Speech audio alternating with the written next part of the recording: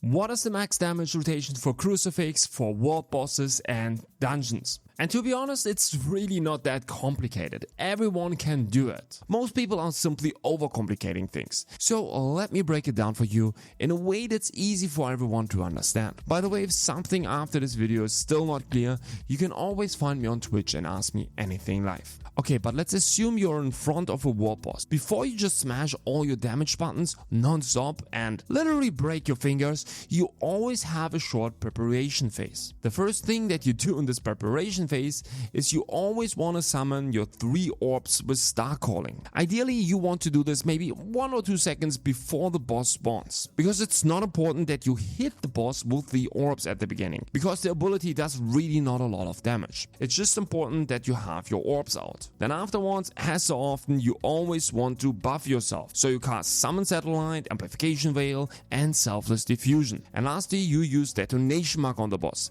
And this is your entire preparation phase. You always want to do this before using any of your damage abilities. And there's almost no exception to that. Okay, now all your buffs will last, depending on your buff duration, between 6 and 12 seconds. For me, it's currently around 11 seconds. But important, they all have the same duration.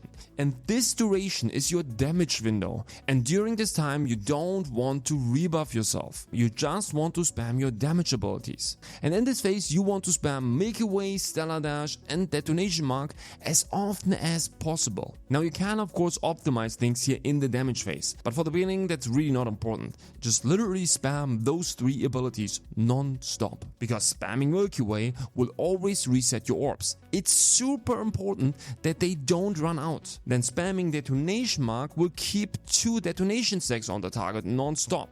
And this is absolutely critical to your damage. You have to use it at least every 3 seconds once. You don't want to let this run out. And Stellar Dash is simply your strongest damage ability. Just don't use it once, you can always use it 3 times in a row. Okay, but important here, when your buffs are running, you don't need more abilities. Try not to overcomplicate things with other abilities. You can already do this rotation effectively with around 40 to 50% cooldown speed. Because in a group scenario, you will reset your cooldowns even more than against a dummy. In this damage phase, you just need 3 damage abilities. Okay, now the damage phase is over, all your buffs are running out. So if you have good gear and a deadly marker in your party, your Selfless Diffusion should be available again immediately. Then just repeat your buffs and start spamming those 3 abilities again. That would be of course perfect, but at the beginning you obviously won't have that. Your Selfless will have a longer cooldown and you will have to bridge that downtime. For this, I would suggest you to take Quickfire and Void Slash to your kit, which is 2 extra abilities you can use while waiting for your Selfless to come back up. Because it's important to understand that auto attacks in this game are completely useless. So having more abilities to fill that downtime is really helpful. But remember, they are just filler abilities. Once Selfless Diffusion is available again, get again your buffs and go back to spamming your 3 main abilities. And that's all you need to know about the rotation. You have your preparation phase, your damage phase, and the phase where your Selfless is on cooldown. Now, of course, between these phases, you will also need to use mana exchange frequently, because this build is crazy mana intense. How often depends entirely on your current mana region, mana cost efficiency, and whether you have a healer nearby spamming Nature's Blessing or not. I can't tell you exactly how often to use it. That's something you will need to figure out for your own build. But I can tell you, the more mana cost efficiency you get, the smoother everything will feel. Trust me. Okay, one last additional remark.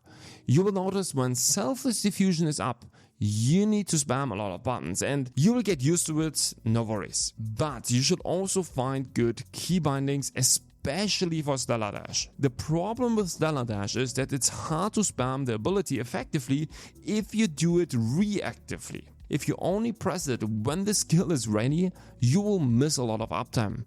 Instead, you want to spam this ability constantly, non-stop, even while it's on cooldown, because sometimes it will just come up suddenly and you already want to press it. So to have a really high uptime here on this ability. So put it on a keybind that's easy for you to spam.